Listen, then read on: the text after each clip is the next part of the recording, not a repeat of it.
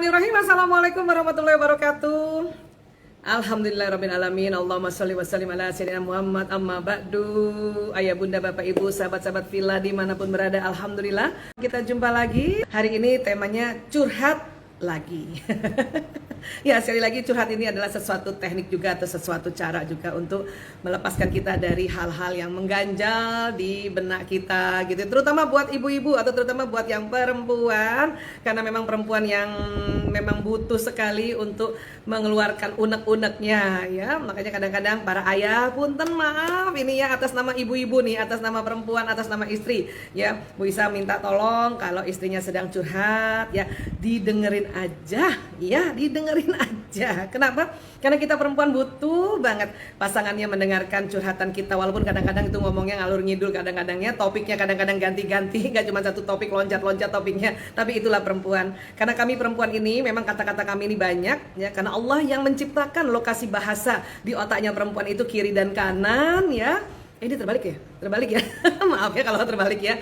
Baik, kemudian ya, dan ditemukan juga oleh para ilmuwan ini mengobservasi bahwa perempuan ini kalau ada masalah itu muter-muter di kepalanya sampai dia bisa ceritakan pada seseorang, terutama seseorang yang dia percayai, baru bisa masuk di dalam programnya di otak ini, di lobus frontalis, baru tenang.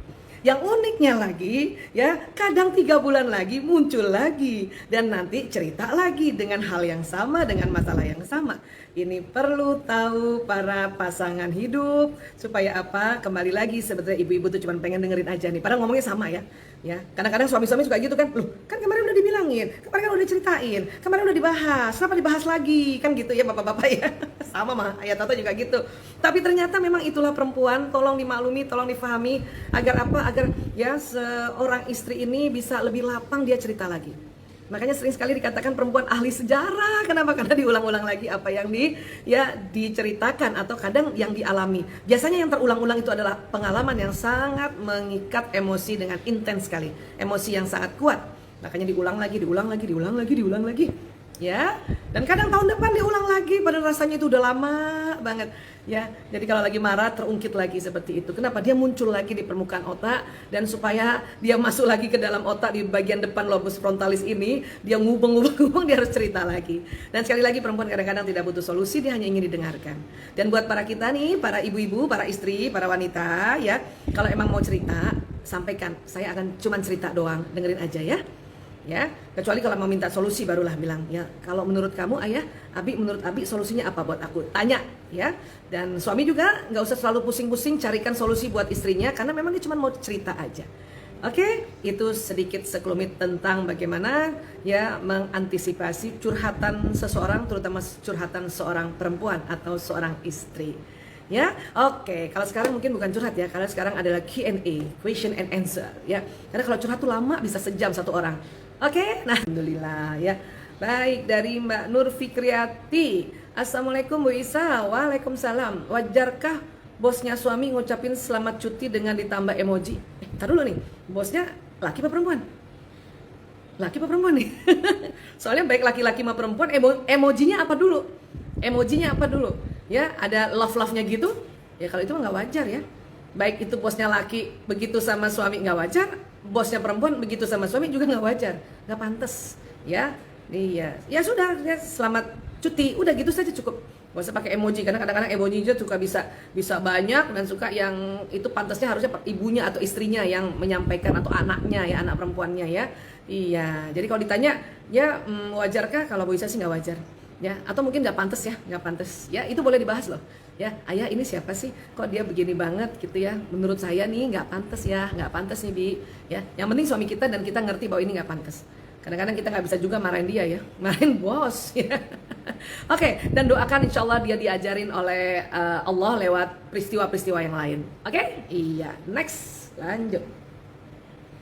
Iya, yang mana nih? Oh, T.A. Maharani. Assalamualaikum Bu Isa.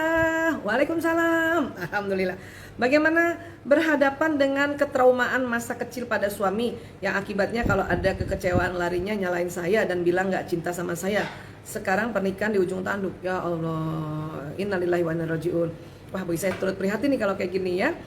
Iya, ya memang kita nih banyak trauma sebetulnya ya. siapapun ya, si istri kah, si suami kah, ada pengalaman waktu kecil, ada lukanya dalam pengasuhan, ya, atau istilah orang bilang inner child ya, dan mungkin juga pada saat pengalaman di remaja, pengalaman waktu mulai dewasa di awal ya, itu memang semua orang ada seperti itu ya. Hanya kalau ada suami dikit-dikit nyalahin istri, berarti dia traumanya ini sangat berat mungkin ya, atau dia nggak pernah mengobatinya, atau dia nggak pernah belajar untuk mengatasi ya kondisi-kondisi emosi. Jadi banyak hal nih sebetulnya ya, dan tentu sedih ada istri selalu apa-apa disalahin. Itu bisa kebayang deh nggak enaknya ya. Saya ikut turut prihatin ya, walaupun mungkin tidak persis seperti apa yang sama oleh adinda aku tadi yang bertanya ya. Tapi sekali lagi Bu Isa sangat prihatin, dan tolonglah para bapak-bapak ya, jangan suka kayak gitulah ya. Ya, nah sekarang gini, kita juga sulit sebagai istri ngajak suami berobat, tapi paling tidak ya kita mulai tahan juga emosi kita untuk tidak melawannya, kecuali ya dia sudah mulai KDRT yang bentuknya fisik. Walaupun kalau orang laki-laki atau suami sudah marahin istrinya, itu juga sebetulnya kalau undang-undang KDRT termasuk kekerasan dalam rumah tangga untuk psikologisnya, untuk mental, sudah masuk tuh. Ya, hanya kadang-kadang kita masih bisa handle kalau soal itu, tapi kalau udah fisik, udah dia pukul, udah wah itu sudah harus mulai dipertimbangkan untuk bicara dengan walinya kita ya. Ya, wali kita kan ada nih, ada ayah kita ya, atau kakak kita yang laki-laki, atau adik kita laki-laki, paman kita laki-laki, kakek kita. Itu harus dilibatkan sudah kalau sudah mulai ya kondisinya sangat runyam, atau tadi istilahnya di ujung tanduk. Ya, karena udah sesuatu yang sudah sangat rumit ya, maka sudah harus melibatkan keluarga untuk memediasi ini. Ya, kira-kira sudah dilakukan apa belum? Oke. Kalau sudah dan memang ternyata ya betul-betul ya dia masih juga nyalahin, atau bahkan sudah mulai ada KDRT tadi, KDRT fisik ya, ini sudah mulai juga minta mediasinya di kantor urusan agama. Ya. Nah, tentu di sisi lain juga kita sebagai istri ya, adinda sebagai istri ya, lakukan teknik releasing, senantiasa istighfar ya, kemudian lakukan sholat istikharah. Karena kalau di ujung tanduk ini berarti kan harus A apa B nih ya, minta petunjuk Allah, karena ini soal pernikahan ya, tidak bisa hanya minta petunjuk manusia saja, kita langsung minta petunjuk Allah, walaupun nanti jawaban Allah juga lewat manusia gitu, lewat orang-orang seperti itu ya. Jadi sekali lagi sholat istikharahnya dikencengin ya, memang udah Bu Isa ya, sudah lagi sampai akhirnya ya adinda merasakan apa petunjuk Allah ya. Dan tentu juga tetap kita doakan agar si sang suami ini ya juga dapat petunjuk dari Allah, atau dapat pertolongan dari Allah untuk dia mau berobat. Kalau memang tadi dinyatakan bahwa ada pengalaman buruk dia sewaktu masih lebih muda ya, karena memang harusnya berobat. Cuman kadang-kadang kan kalau bapak-bapak kan laki-laki itu suka males berobat ya, karena menganggap ini nggak apa-apa gue ya, aku bisa atasi sendiri gitu ya. Tentunya kita juga introspeksi diri sebagai istri ya, apa sih yang harus saya tambahkan ya. Istri-istri itu nggak kurang. Saya mau rubah tuh, kalau misalnya ada istri nih ya ngomong sama suaminya, Mas saya kurangnya apa? Istri-istri tuh nggak kurang tahu. Istri-istri tuh udah usaha terus, ikhtiar ya. Tanyanya jangan apa kurang saya, bukan, Mas apa yang saya harus tambahkan yang kamu suka. Jadi apa yang harus saya tambahkan sehingga kamu suka ya, bukan saya kurangnya apa. Hai para istri, dikau sudah usaha berhari-hari, berbulan-bulan, bertahun-tahun ya, jadi bukan kurang, tapi apa yang harus saya tambahkan. Itu rasanya beda loh ya. Oke. Kalau rasa bersalah maka ganti rasa kurang. Tapi kalau ngomong sama suami, saya harus tambah apa nih Mas supaya kamu suka ya. Oke ya, kayaknya itu sesuatu yang sama ya, nggak sama secara diksi bahasa, nggak sama ya. Oke, mudah-mudahan ini bisa menjawab juga tadi ya tips-tips dari Bu Isa ya. Oke, lanjut. Sarah Devia, Assalamualaikum Bu Isa. Waalaikumsalam. Saya dan suami LDM, mau tanya gimana cara ngecas baterai kasih suami ambivert. Ya, sudah ini belum? Sudah deteksi belum baterai kasihnya yang mana? Baterai kasih primer dan sekundernya. Kalau ambivert kan berarti kan ekstrovert introvert. Ekstrovert introvert yang mana nih? Ya, yang kombinasi damai dan gembira, atau orang bilang istilahnya phlegmatis sanguinis, atau yang kombinasi ya sempurna dan mengatur, atau orang bilang melankolis koleris atau koleris melankolis. Yang mana ambivertnya? Ya, yang mana? Karena kan masing-masing beda nih ambivertnya. Kalau memang ya, kalau dia koleris melankolis atau melankolis koleris kan berarti baterai kasihnya pelayanan dan quality time atau hadiah kadang-kadang. Ya, karena itu adalah kombinasi, selalu ada hadiahnya tuh, koleris melankolis, melankolis koleris ya. Atau yang tadi, yang pragmatis sanguinis atau yang damai dan gembira tadi, berarti ada sentuhan fisik dan ada kata-kata pujian. Kalau kita ya jauh atau LDM atau LDR, memang yang paling sulit ngecas baterai yang sentuhan fisik. Itu paling sulit itu. Ya, karena jauh kan.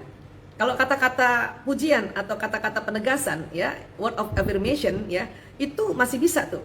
Lagi kita chattingan kah, memuji, atau sedang video call kah, memuji gitu ya, masih bisa tuh. Tapi yang sentuhan fisik yang paling susah. Ya, paling ngasih emoticon peyuk gitu doang kan gitu ya. Atau kalau video call kita cuma bilang ayah peluk, paling bisa gitu. Ya, Abi, Umi minta peluk, paling gitu ya.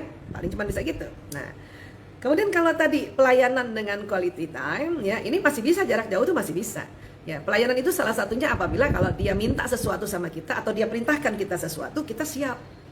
Kan bisa ya, instruksi kan paling bisa lewat telepon atau lewat alat komunikasi kan. Kamu nanti siapin ini, siap mas, siap.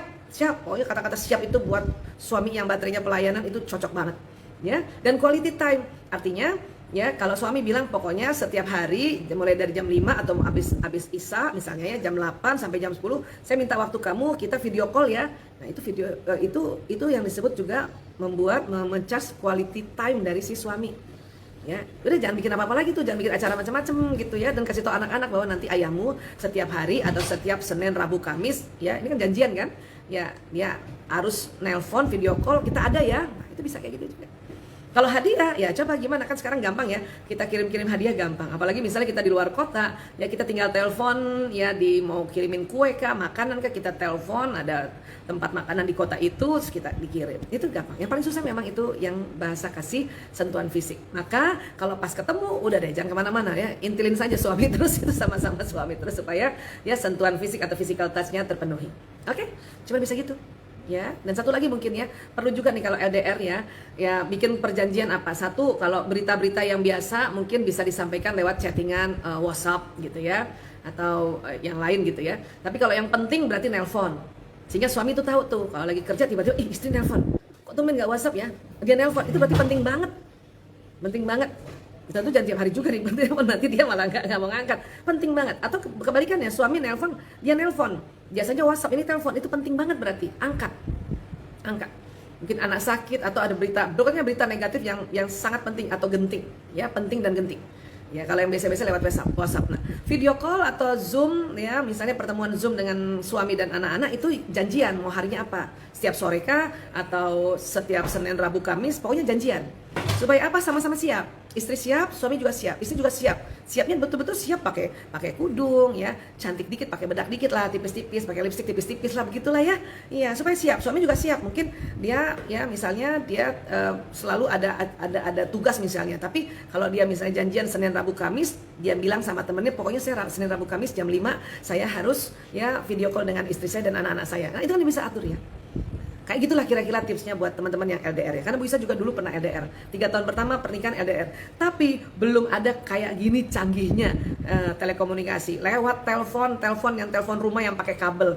Itu janjiannya pakai surat, kirim surat. Aduh, pokoknya dulu. Tapi nikmat-nikmat aja juga ya. Dan tentu selalu berdoa untuk segera berkumpul. Ya, buat teman-teman yang LDR harus doa untuk segera berkumpul. Ya, hati-hati keasikan LDR, nanti malah sulit sekali untuk menyamakan frekuensi-frekuensi yang lainnya. Ya, doa untuk senantiasa Allah kasih kemudahan untuk bisa berkumpul. Entah suami nanti ya kembali kerja di tempat si istri dan anak-anak ada, atau istri dan anak-anak yang ikut suami gitu dong. Namanya juga berkeluarga, ya. Oke, mudah-mudahan bisa terjawab.